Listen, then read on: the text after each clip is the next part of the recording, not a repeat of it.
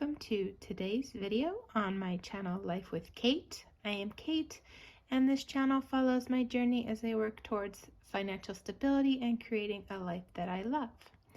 If you are a new viewer, welcome. If you are a returning viewer or subscriber, welcome back. In today's video, we will be going over my expenses for the week of February 2nd through February 8th. I do get paid on Thursdays, which is why my weekly budget starts on the 2nd. So we'll go ahead and we'll start with my income for the week. Since this is my expense check-in, we will be going through my actual numbers of what I brought in and what I spent. So my checking rollover for the beginning of the month of February was $1,397. My cash rollover from money I had unspent in my cash envelopes and money that I had in my back to bank envelope was $205. I did combine my leftover cash and my back to bank, which is to pay off purchases made on my credit cards, because I had a little bit of a stressful week last week. If you watched my last week of January check-in and my first week of February budget with me, you'll know that it was definitely a impacted week, and so I chose to just use the cash that I had in my wallet for this current week. My paycheck from my full-time job was $456, and my savings that I pulled was $1,056. So this may seem like a very large number. What I do is I'm paid weekly. Every week I put aside a set amount to cover my expenses for the next month, as I do currently have my bills saved 1 month ahead. And I also needed to pull in some savings from car maintenance because I had some car issues. So that's why this number is so high. It typically would not be. So altogether, I had $3,114. All right. And then the bills that I had come out for the month of February this week was CarMax, which is for my car loan, which was $174. On the 7th, my life insurance pulled. That's $31 a month. And then we'll be moving into the expenses that I set aside to cover March's bills. So for my CarMax payment in March, I put aside $44. For my Upstart payment in March, I put aside $88. For my Apple Card, I put aside $10. For my subscriptions, I only currently have 3 for a total of $64. So every week I put aside $16. For my City Card, I did make a large purchase in January. I'm currently using City Flex Pay to have it paid off in 6 months. So I do need to pay $335 a month. So every week I am setting aside $84. My Capital One card does carry a balance to make sure I have enough to meet the minimum payment. I do set aside $25 a week. For car insurance, I did not put any into car insurance as I was working with a limited amount of cash since I was unable to make it to the bank last week. For my Capital One card, I didn't make any payments on my Capital One card last week. For my City Card, I did make my first payment of the 6-month payments, so that was $335. My Amazon card, I didn't make any payments. My Apple Card, I didn't make any payments. My car repair, I did pay $234 for a new car battery. So that was part of the oh my goodness last week. My car battery had caught fire, and of course that meant I needed a new one. Fortunately, I had the money in my car maintenance fund, so I pulled money in from my savings to cover that. I also pulled money in to cover my car registration, which was due this week, and that was $249. My cash envelopes did get a little wonky, but I made it work. It's all good. So for my beauty envelope, which covers beauty and household supplies, I budgeted $20. I did put $20 in I did not spend any, so I still currently have $40 in my beauty envelope. For Eat Out, I did spend $37. I did not pull any of that money out in cash, so I did a combination of credit card and using money from other cash envelopes to cover this amount. For fun, I didn't budget anything. I didn't spend anything. For gas, I did budget $60. I didn't spend any. It's a little like, maybe I should have. The gas tank's getting kind of low, but I was like, you know what? I can make it one more day. The budget resets tomorrow. We're good. Let's just roll over the 60 and see if we can put it towards some of our other goals next week. For groceries, I did budget $100. I typically only budget $60, but I had a friend come over for the weekend, so I wanted to make sure that I had enough, so I upped it. I only spent $77. So I'm quite happy that I was able to come in under budget. For miscellaneous, I didn't budget anything. I didn't spend anything. For shopping, I did spend $18. My charging cord for my iPhone had actually stopped charging my phone, and it was kind of crucial, so I did purchase a new phone charging cord. And then I was trying to use some free cash envelope trackers I found online, because I realized that I really need to start tracking what I put in and what I take out on my cash envelopes in my wallet. But the one that I found, I was having issues with printing. I did go ahead and purchase a download template from an Etsy shop. I will link that Etsy shop in the description below if you're interested in checking it out for yourselves. That was 90 cents. I do round up, so I said it was $1. So I spent $18 on shopping. Back to bank, I had $5 that I didn't budget for anything. It was just left over. So I said, okay, I'm going to put it in back to bank. It is still in my back to bank, so I'm saying that I did $5. And then altogether, out of my wallet, I spent $137. So I did come in quite below budget, which I am happy with. All right. Oh, and I totally forgot to add up my bills.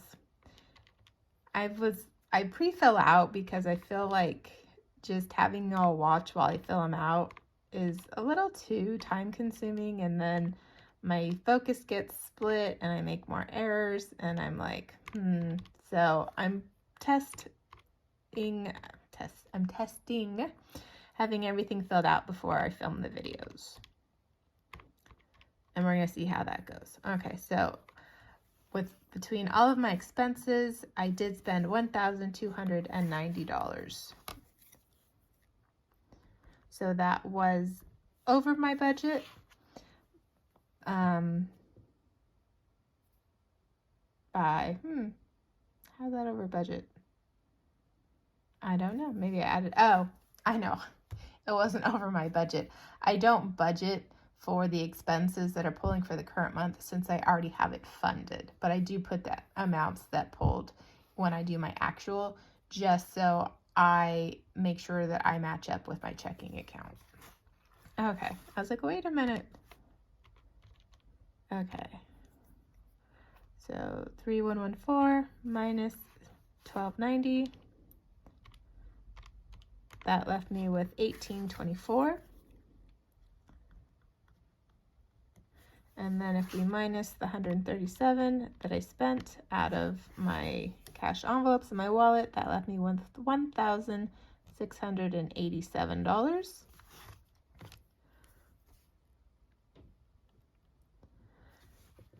So in my sinking funds, I didn't put anything towards sinking funds just because I had a limited amount of cash. And I'm okay with that. Like, I was a little bummed, I would have liked to see some of this stuff grow a little bit, but we work with what we've got. The car battery issue, I actually had a fall on Friday. The bank just wasn't happening, and so I'm okay with that. So I didn't put anything into sinking funds, which still left me with $1,687. And then if you notice down here in extra debt, for Citi Card, I did not put anything extra towards Citi Card. I did put extra towards Capital One. It was not intentional. So I was very tired when I made my Capital One payment, because what I try and do is pay any expenses I added that week off, and then I'm not raising my balance any more than it already is, except for, of course, the interest that hits. But when I made the payment, I forgot that I had another payment that was hitting from something else that I put towards it, and I forgot that I was getting a $22 refund from the auto parts store where I bought my car battery, because I had returned my old car battery.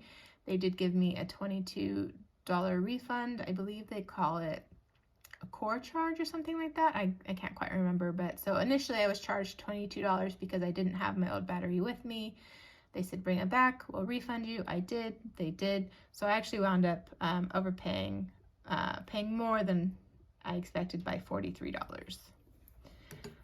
As much as I wish that would have brought my Capital One debt total down further, it's every little bit helps, right? It's a journey.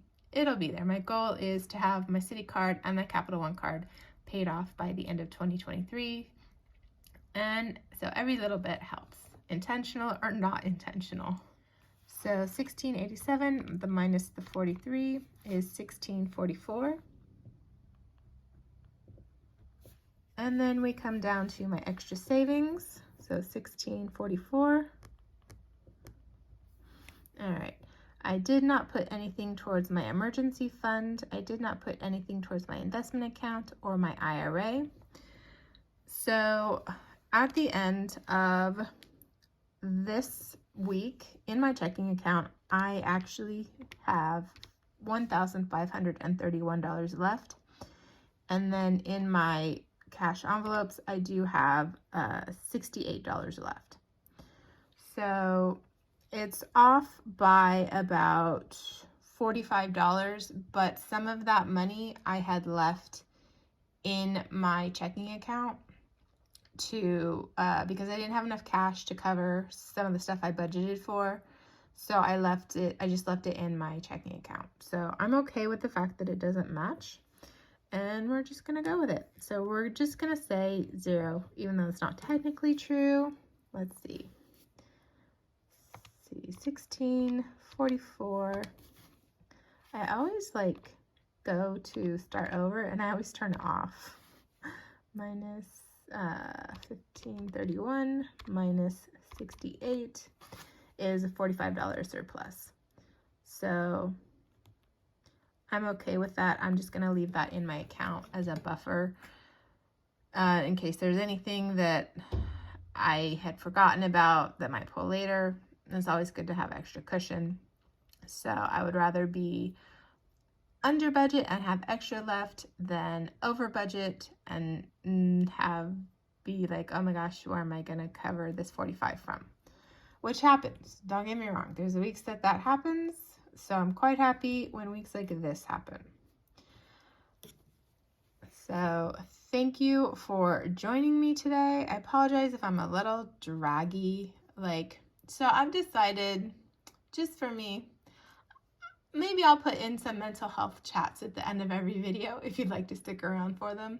Just because I think mental health and financial are so intertwined. It's either we have enough and we're okay, or we're trying to figure out how we're going to meet our basic needs. And don't get me wrong, not all of this is basic needs. So then you're confronted with the picture, okay, what am I willing to cut? What can I cut?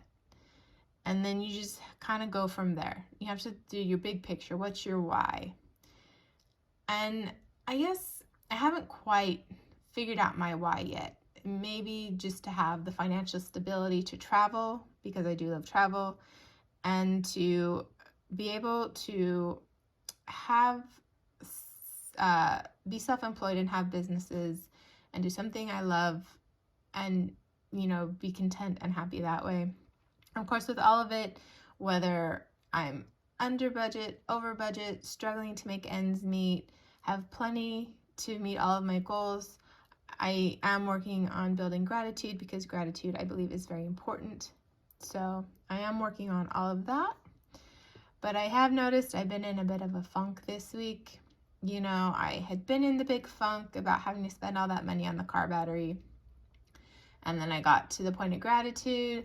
And then I was looking at my expense check-in. I've started piecing together my budget for next week. I'm a little bummed because I don't know that I'm going to be able to put as much money to places I want. And then, of course, it makes me look at, okay, what makes me so impatient? You know, I'm somebody, I get excited about something. I want it to be all speed ahead. So like I'm trying to create a home baking business.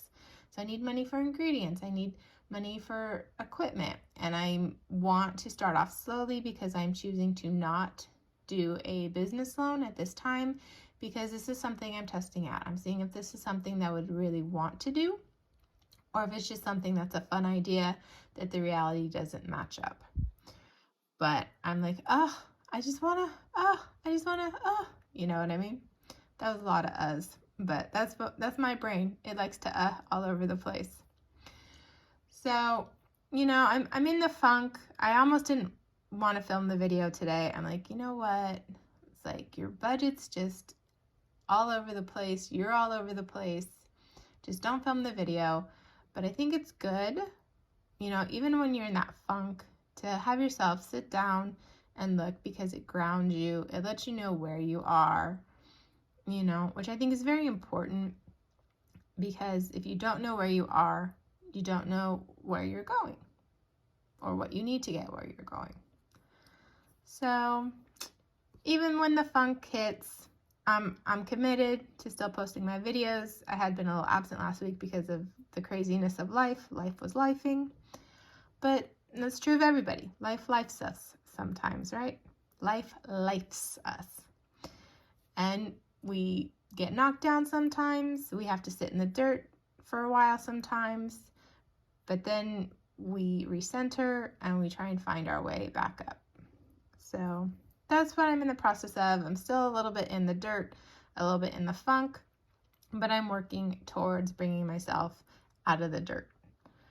If you've watched this far, thank you so much for joining me today. I hope that you enjoyed. Feel free to like this video and subscribe. I do post at least 3 videos a week, mostly finance budgeting at this point because this is where I feel my starting point is to do the jumping off for creating a life that I love. I am looking at creating some other content, maybe around my attempts to create a home baking business. Who knows? It's a journey. We'll see where it goes. So again, thank you for joining me today. I hope you enjoyed, and I hope that all of your hopes, dreams, and intentions for 2023 come true.